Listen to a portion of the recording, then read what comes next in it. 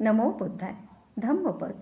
आज आपण पाहणार आहोत 23 नागवर्ग. ज्याप्रमाणे हत्ती संग्रामात धनुष्यापासून सुटलेला बाण सहन करतो, तसेच मी कटू वचन सहन करीन. कारण जगात दुर्जन लोकच जास्त आहेत. पुष्कळशे लोक दुःशील असतात. दमन केलेल्या हत्तीला युद्धात नेतात व त्यावरच राजा आरूढ होतो. ज्याने आपले दमन केले आहे, जो इतरांचे कटू वचन सहन करतो, असा संयमी पुरुष मनुष्यात श्रेष्ठ आहे. दमन केलेली खेचरे, दमन केलेल्या चांगल्या जातीचे शिंदू घोडे आणि कुंजर हत्ती श्रेष्ठ ठरतात. ज्याने स्वतःला दांत केले आहे, तो सर्वात श्रेष्ठ होय. स्वतःचे दमन करणारा श्रेष्ठ होय.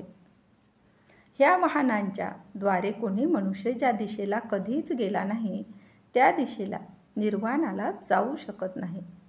परंतु स्वतःचे दमन केलेला दांत पुरुष दमन केल्यामुळे तेथे जाऊ शकतो. स्वतःचे दमन करणाराच निर्वाणाला जातो. धनपालक नावाचा हत्ती मदोन्मत्त असता दूरनिवार्य होतो, पण बंधनात अडकला म्हणजे तो एक घासही खात नाही. त्याला मुक्त नागवनाची सारखी आठवण येते.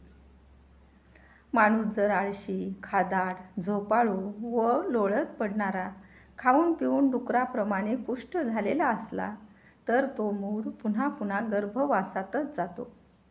आळशी, खादाड, झोपाळू गर्भवास भोगतात.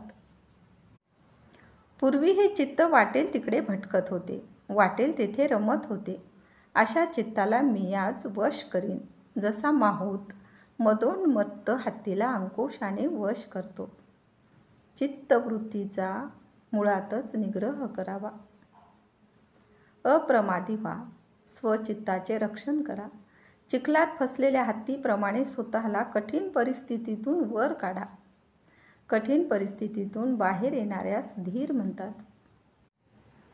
जर आपल्यासोबत विचरण करणारा संयमी व सतशील मित्र मिळाला, तर सर्व विघ्नांवर मात करून त्याच्याबरोबर जागृत व प्रसन्न चित्ताने राहावे. पंडितासोबत विहार करावा. जर आपल्यासोबत विचरण करणारा संयमी व सतशील मित्र न लाभला, तर पराजित राष्ट्राचा त्याग करणाऱ्या राजाप्रमाणे वनात एकटाच हिंडणाऱ्या हत्तीसारखा तू एकटाच संचार कर. योग्य सोबती न मिळाल्यास एकट्यानेच राहावे. एकटे राहणे श्रेयस्कर असते. मूर्खाची संगती बरी नसते. वनात हिंडणाऱ्या गजराजाप्रमाणे अनुत्सुक राहून तू एकटाच संचार कर. पाप करू नकोस. समाधान सर्वश्रेष्ठ सुख आहे. विपत्तीत मित्र असणे सुखाचे आहे. इतरांना दिलेल्या समाधानात सुख आहे. जीवनभर संपादन केलेले पुण्य मृत्यूनंतर तुमचे सुख आहे. समाधान सर्वश्रेष्ठ सुख आहे. ह्या जगात आईवडिलांची सेवा सुख आहे. ह्या जगात श्रामण्य सुखकर आहे व ह्या जगात ब्राह्मणत्व सुखकर आहे.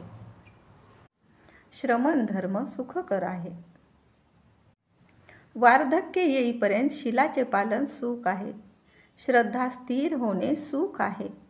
प्रज्ञेचा लाभ सुखकारक आहे व कोणतेही पाप न करणे सुखकारक आहे. शील पालन करणे सुखकर आहे. यापुढील भागात आपण पाहणार आहोत तन्हावर्ग, तृष्णा वर्ग. तेव्हा आमच्या चॅनलला लाईक, शेअर व सबस्क्राईब करायला विसरू नका. धन्यवाद.